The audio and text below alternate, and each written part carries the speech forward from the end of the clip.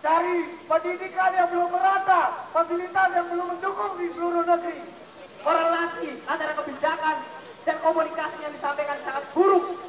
Pemerintah hari ini seolah-olah menjadi Superman. Maka saya sampaikan dari sini bahwasanya turunnya kita hari ini menjadi pemicu awal dari gerakan besar yang akan coba kita bangun teman-teman sekalian. Hari ini kita melihat bahwa pasca 100 hari kerja kabinet merah putih dengan kepuasan 8,9%, habis setelah itu kita ditipu oleh OK Gas, kita ditipu oleh kebijakan efisiensi anggaran.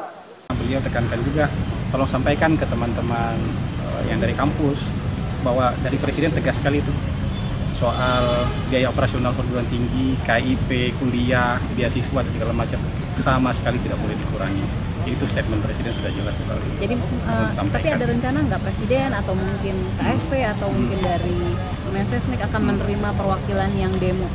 Perwakilan yang demo, saya belum tahu informasi itu. Tadi tidak dibahas soalnya, tapi Presiden sampaikan bahwa informasi yang beredar soal pemotongan beasiswa, pemotongan KIP kuliah atau pengurangan biaya operasional perguruan tinggi itu sama sekali tidak benar, dan Presiden bilang ini tidak boleh dilakukan.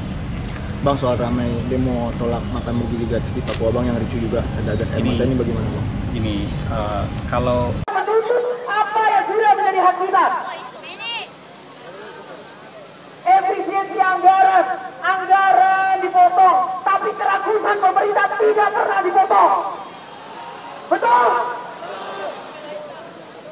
MBG katanya, makan bergizi gratis, siang dapat makan gratis, tapi malamnya nggak dapat makan karena orang tuanya di PHK.